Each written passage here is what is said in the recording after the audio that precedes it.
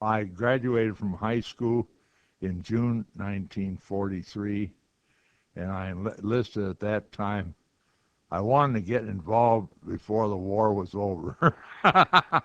Why did you want to get involved? Oh, I'm assuming you're there was 18. great patriotism at that time, as compared with today and Vietnam and so forth. Everyone wanted to get into the fray, literally. Innocent 18-year-old boy, right? Did you live in Sioux Falls at the time you Yes, I enlisted? did live in Sioux Falls, but I've lived in Sioux Falls 81 of my 82 years. 1 year in North Dakota. When you enlisted, tell me what happened from then on, where you went to training, and then where you were deployed to. I supposedly was going to be an ASTP, which is Army Specialized Training Program, where after basic training you went to college. So I had my 17 weeks of infantry basic training at Fort McClellan, Alabama, and then thereafter I went to the into ASTP at the University of Pennsylvania in Philadelphia.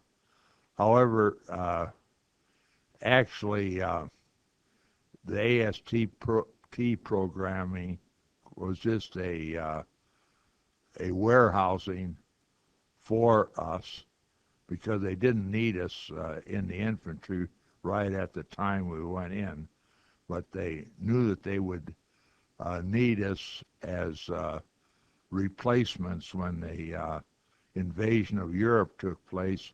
So they just warehoused us at universities until they needed us. And then they closed the program in March 1944 and made all 150,000 of us in ASTP infantry replacements. I was originally scheduled to go over to Europe right after D-Day because I arrived at Fort Meade, Maryland, right when D-Day occurred, and I expected to be going over right away.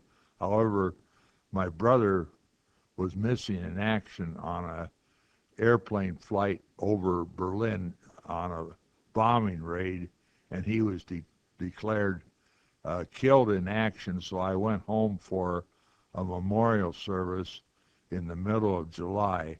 Then I went back to Fort Meade, and then I boarded a boat right at the beginning of August and was transported to England at that time. Did you know at the time when you were, what you said, being warehoused, that you would be a replacement someday? Was No, that no, I did not know it, but I realized it afterwards.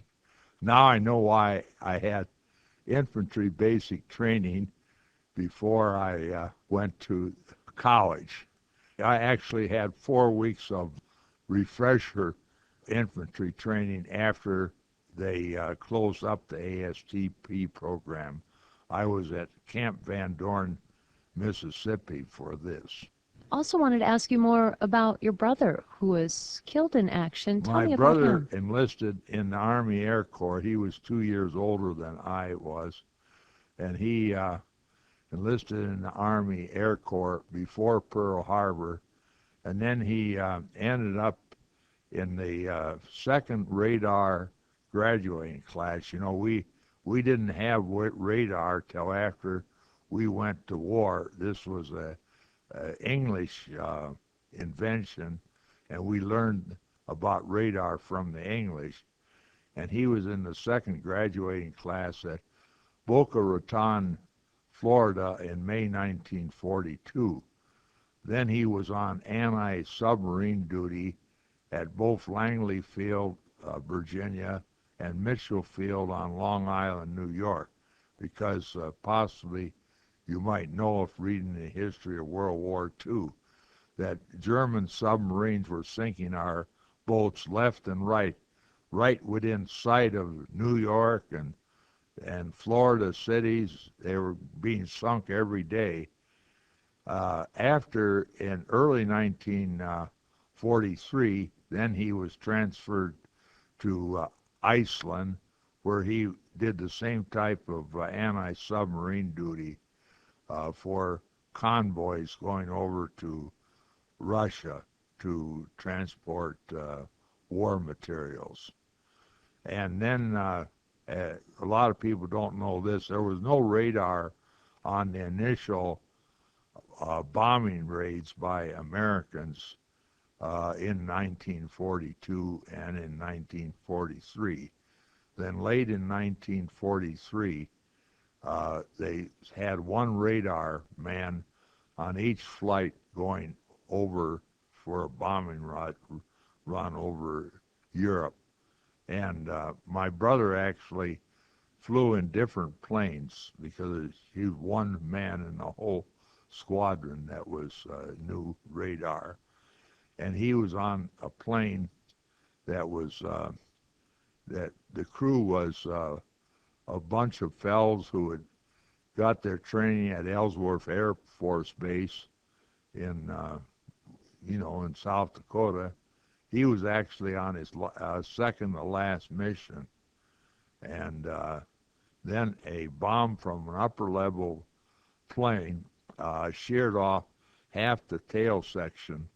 Didn't explode, but it sheared off half the tail section of the plane he was in, and the plane immediately went down in a perpendicular dive, and no one could get out of the plane. And this was over Berlin, and so he went down on May 19th, 1944, when he was 8 days short of being 21 years of age. And this happened just a few months before you were to be deployed. Yeah, right. I arrived in combat in September, but I was in England a little while and then also a little while in France before hitting the front lines near Pont-à-Mousson, France, in the 80th Division. What was your most prominent emotion going in, particularly knowing that your brother was just killed? Well, I just knew that there was a possibility of being killed or wounded, but I never considered the fact that I might become a prisoner of war. Tell me that story, how you did become captured by the Germans. The war could have been finished in September or before Christmas if our supply lines hadn't got too extended. And so we ran out of oil supplies in September, and the front became at a standstill. Actually, there was a little withdrawal. I was in the province of Lorraine. Alsace, the province of Alsace, that's a French province, and Lorraine were both part of Germany from the time of the end of the Franco-Prussian War in 1871 until 1914, the First World War. Then they became French again. Okay, the Frenchmen were scared of the Germans, or Boche as they called them, and they were friendly toward us. But we were sent up. They didn't withdraw the outposts, although the main lines were withdrawn a mile or two. And so we were basically a mile and a half or 2 miles ahead of the front lines in no man's land.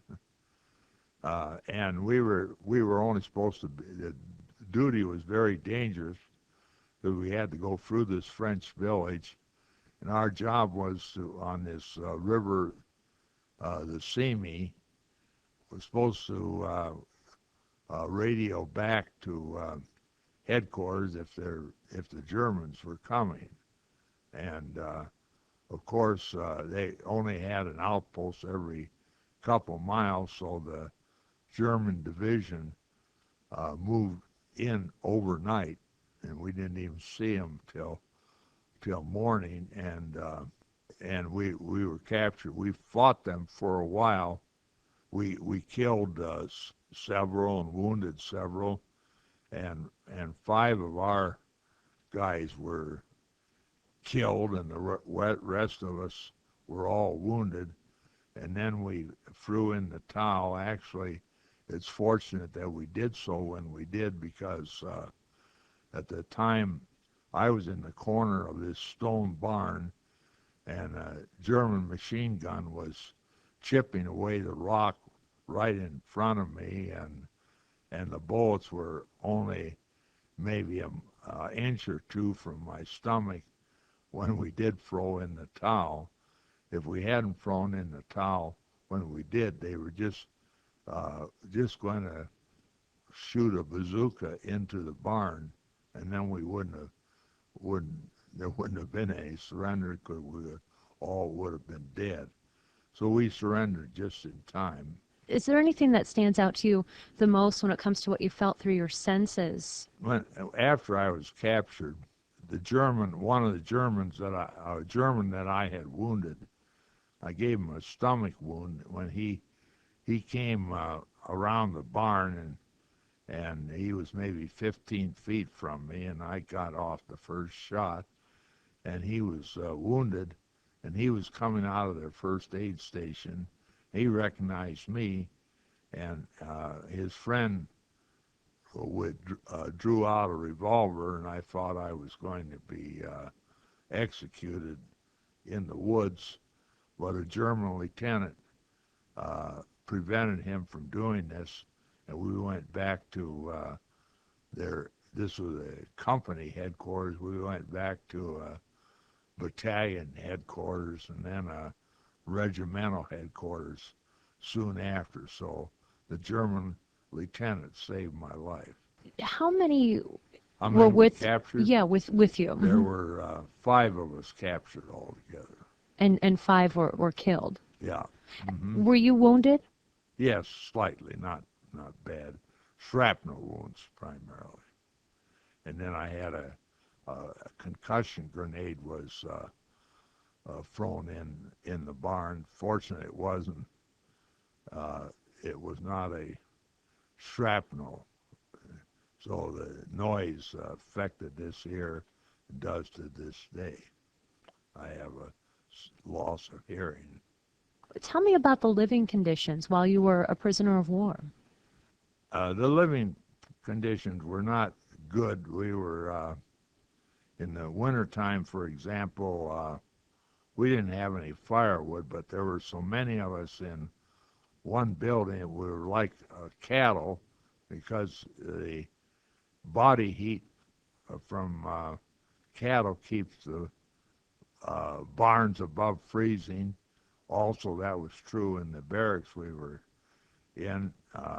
They were used for maybe 5 or 6 times the stated capacity, so we had 500 of us in one building. And it was very cramped quarters. And we didn't get Red Cross parcels at first, and so we were very, very hungry.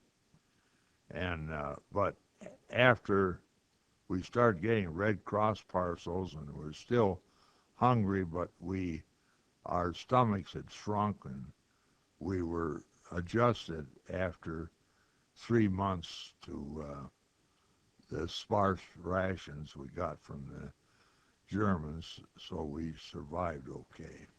And you said there were 500 to a building. How many were in the camp altogether? There were about 100,000 at the end of the war.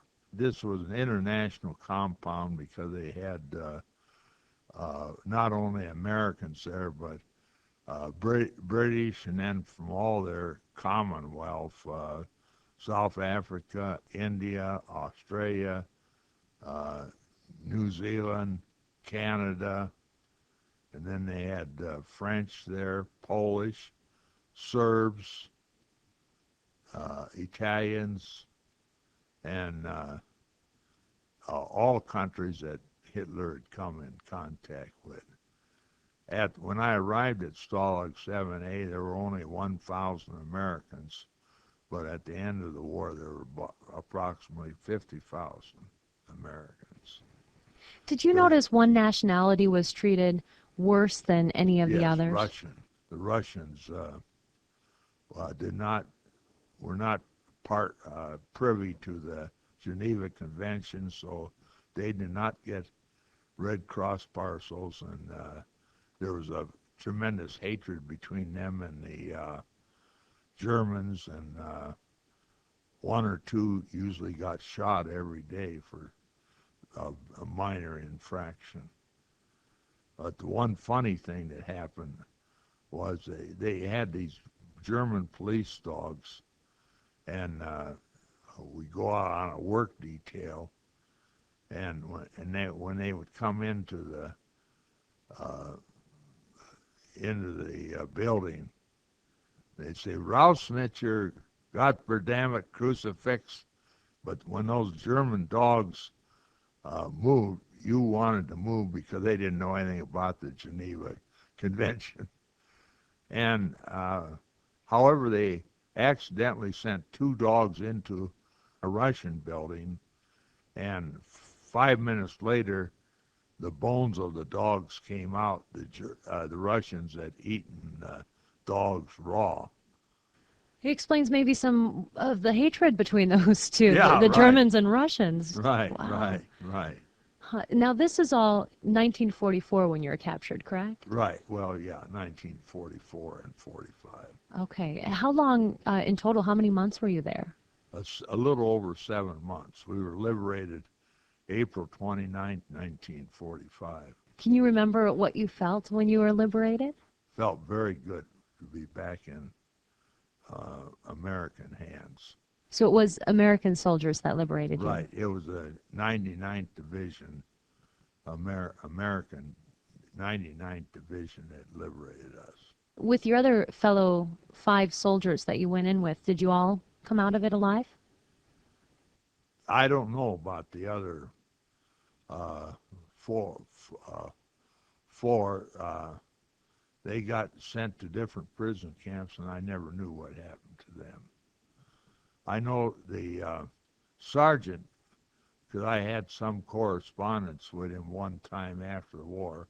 He survived okay, but the other 3, I don't know. While you were a prisoner of war, did you ever try and escape? Did that cross No, your mind? no, I did not try. These guys from where we visited Koditz Castle when I was on this recent trip, and Koditz Castle was a place where the British escaped from. All British and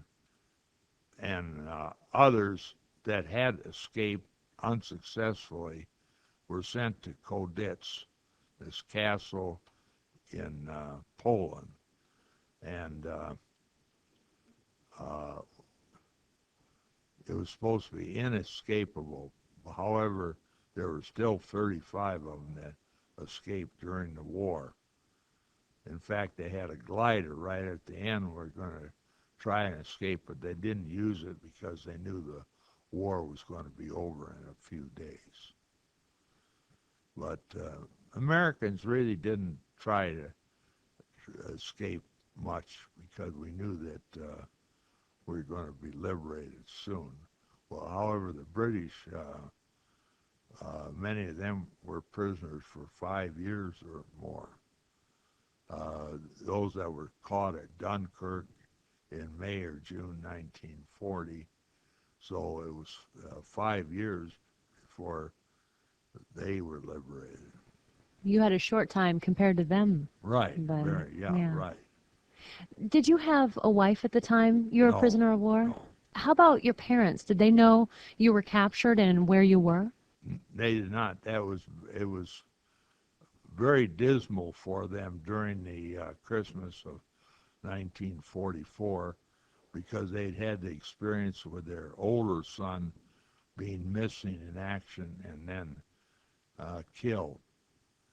and I was at Christmas time in 1944, still reported as missing in action, and they had no word on what had happened to me. They didn't get word that I was a prisoner of war until February 1945, and they were very relieved when they found out that I was a prisoner. Were you your parents' only two sons, you and your brother? No, I had a third brother who did not have to, he was 1 year younger than I was.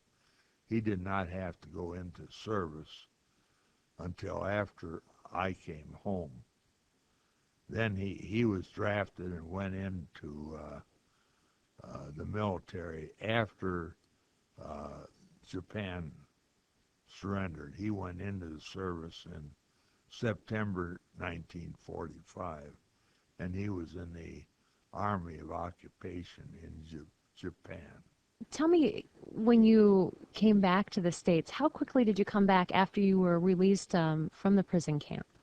I was liberated April 29th, and then we were flown into France, and then we went by transport to Camp Lucky Strike, which was right outside of Le Havre, France, and then I got back to the States in June, and I arrived home surprising my parents on Father's Day, 1945, and went to. My mother was in church in the choir singing, and my dad was at home, so we went down to church together.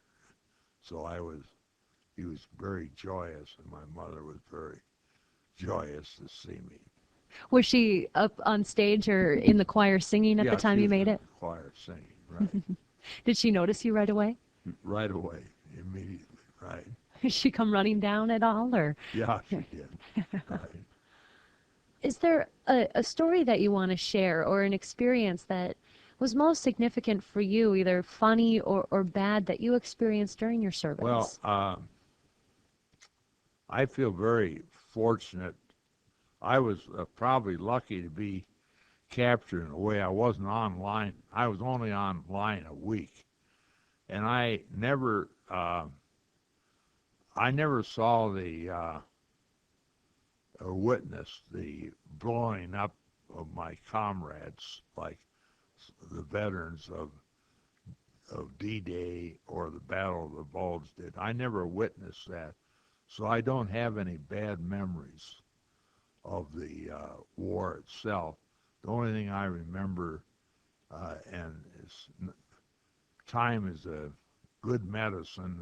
Now I remember some of the funny things, but I don't remember so much the unpleasant things. So I never have any cutbacks memory like some of the GIs that saw horror. So I don't have those horrible memories. I just remember some of the funny things. So I was very fortunate. To wrap up, I was hoping that you would read from a paper that you wrote before you returned to the States about your experience as a prisoner of war. Okay, all right, I'll read the last part of this. April 29th will always be the day the war ended as far as I am concerned. At this writing, I am in mid-Atlantic homeward bound. Even now, those 7 months of POW life seem like a nightmare, not reality. I could not have experienced the misery I encountered. Like a typical GI, I gripe. However, in the future, when something does not agree with me, I'll have something infinitely better to bring back my temper than the old practice of counting to 10. When things get me down, I will know that the 7 months of hell that I had gone through were the worst experience I would ever go through during my lifetime, would then perk up out of the doldrums and exclaim to myself, thank God I am a citizen of the best country in the world. You see, I learned something that money or education could never teach me in the United States. I now have a real appreciation for the American way of life.